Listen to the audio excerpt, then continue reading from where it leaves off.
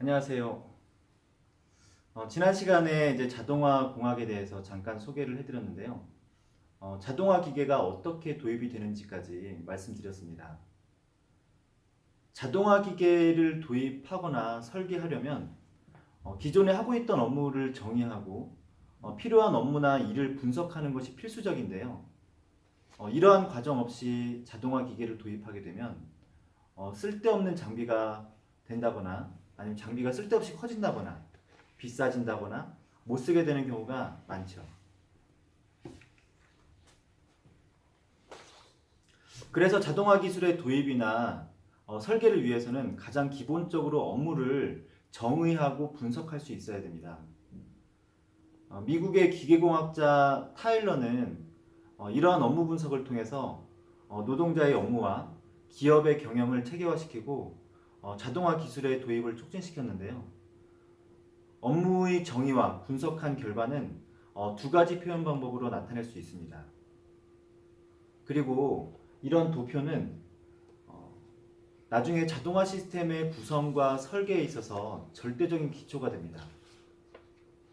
첫 번째는 플로우 차트, 순서도입니다. 다양한 상황에서의 다양한 업무를 순차적으로 나열함으로써 상황에 맞는 업무를 한눈에 알아보기 쉽게 표현해 놓은 것입니다. 플로우 차트는 여러 종류의 상자와 화살표를 통해서 문제의 처리 과정, 업무의 처리 과정을 보여주게 되죠. 또 다른 하나는 시간도표, 타임 차트입니다. 시간에 따른 업무 처리 과정을 보여줌으로써 각 과정마다 걸리는 시간을 알게 됨에 따라서 체계적으로 역할이나 업무를 재조직할 때 매우 유용합니다. 실제로 타일러는 이런 분석을 통해서 기업과 업무의 효율성을 극대화시켰지요. 이 순서도와 시간도표, 이 두 가지를 모두 하면 좋겠지만 여러분들에게는 과제를 하나만 제시하고자 합니다. 순서도는 업무 처리 과정을 나타내기 때문에 여러분들이 쉽게 접근할 수 있으리라 생각됩니다. 시간도표는 일의 관찰과 시간 측정이 필수이기 때문에 여러분들이 조금 어려워할 수도 있을 것 같습니다. 그래서 여러분들과 선생님은 순서도를 해볼 텐데 순서도는 이렇게 여러 종류의 상자와 화살표로 나타낼 수 있습니다. 여러분들이 주변에서 찾아볼 수 있거나 생각해 놓은 또는 미래에 상상해 놓은 자동화 시스템을 이런 순서도 기호에 맞춰서 작성을 해주시면 되는데요. 이것이 여러분들에게 주는 마지막 수행평가입니다. 예를 하나 들면 홍길동이 무역센터를 가는 과정을 순서도로 표현해 보겠습니다. 홍길동이 무역센터를 가려고 하는데 오늘 신문에서인가 얼핏 지하철인가 버스가 파업한다는 소식을 들었습니다. 그래서 다시 신문을 봐서 지하철이 파업한 거라면 버스를 타고 가고 또 버스가 파업한 거라면 지하철을 타고 가려고 합니다. 이를 순서도로 한번 표현해 볼까요? 처음에 시작은 지하철이 파업했는지 안 했는지 알아보고 yes와 no로 분기가 시작됩니다. 만일 yes라면 버스를 타고 가고 no라면 지하철을 타면 됩니다.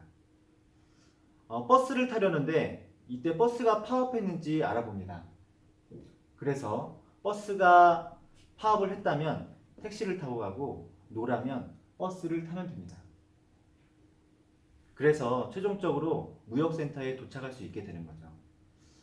이렇게 순서도로 나타낼 수 있습니다.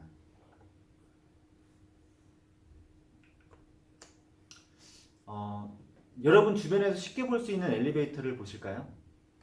엘리베이터는 여러분들에게 내주는 자동화 시스템 순서도라고 볼 수 있는데요. 엘리베이터는 각 회사마다 조금씩 다르게 프로그래밍 되어 있는데 선생님이 대략적으로 자동화 시스템의 순서도를 작성해 봤습니다. 실제 엘리베이터의 순서도는 이것보다 조금 더 복잡합니다. 엘리베이터에는 외부와 내부에 현재층이 표시가 되고 바깥쪽에서는 올림 버튼 또는 내림 버튼이 있습니다. 올림 버튼과 내림 버튼을 누르게 되면 그러면 엘리베이터는 현재층과 외부의 버튼층을 비교를 하게 될 것입니다. 그래서 현재의 버튼층이 그러니까 외부의 버튼층이 현재층보다 높다면 엘리베이터는 상승하게 될 것이고 낮다면 엘리베이터는 하강하게 될 것입니다. 이것을 반복해서 계산하고 이동하다가 엘리베이터의 현재층과 버튼층이 같다면 엘리베이터는 정지하고 문이 열리게 되죠. 문이 열린 이후에 5초 이후에 엘리베이터의 문은 자동으로 닫히게 되는데 내부의 열린 버튼을 누르면 다시 5초의 시간을 기다리게 될 것입니다.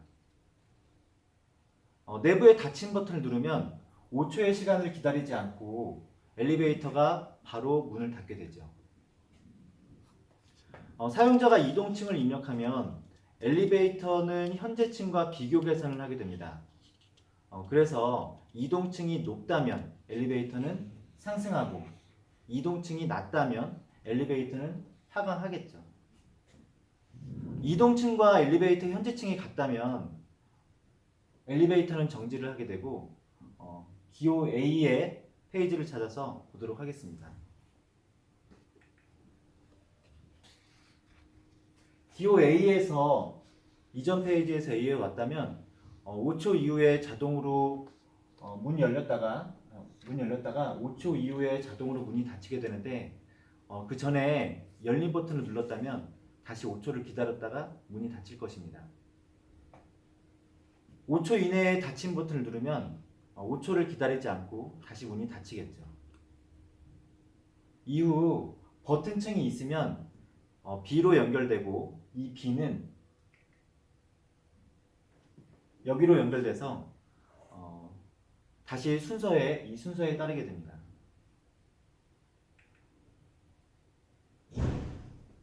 버튼층이 없을 경우 이동층이 있는지 없는지 유무를 검색해서 만약에 있다면 C로 연결되게 될 것입니다. 이 C는 이전 페이지 이 C로 이동하게 될 것입니다. 그래서 이 순서들을 따르게 되겠죠. 순서도의 두 부분에는 EMG 버튼이 있는데 이 EMG 버튼은 비상정지 버튼입니다.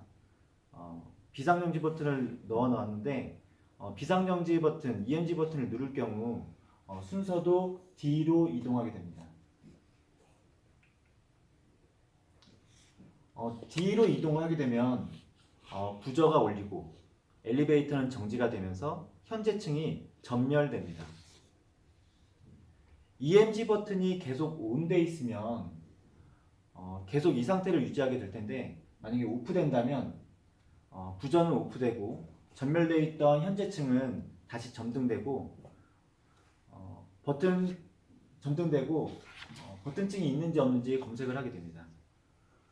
버튼층이 있다면 다시 B로 이동을 하고 버튼층이 없다면 이동층이 있는지 없는지 검색을 하게 되죠. 그래서 이동층이 없다면 C로 이동을 하게 되겠죠. 근데 이동층도 없다면 E로 이동을 하게 될 텐데 E는 순서도의 끝을 나타냅니다. 그래서 엘리베이터의 운전이 종료가 되는 거죠. 순서도를 이렇게 작성해 주시면 되는데 순서도의 작성 요령 조금 이해가 되시나요?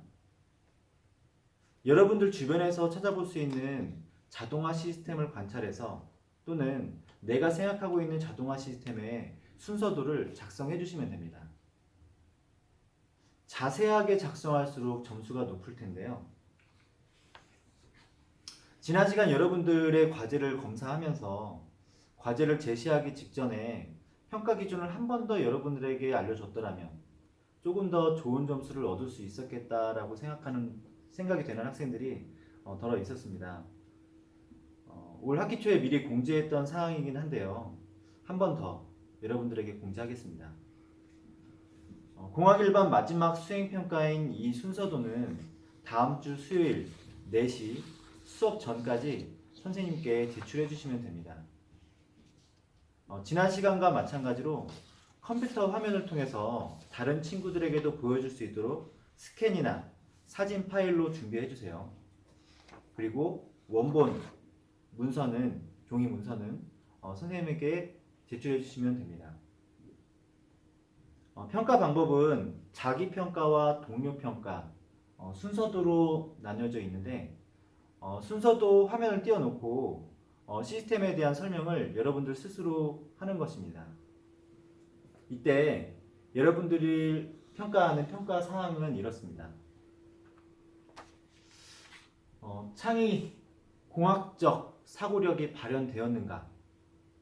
또 시스템이나 사용자의 안전에 대한 대책이 수립되었는가?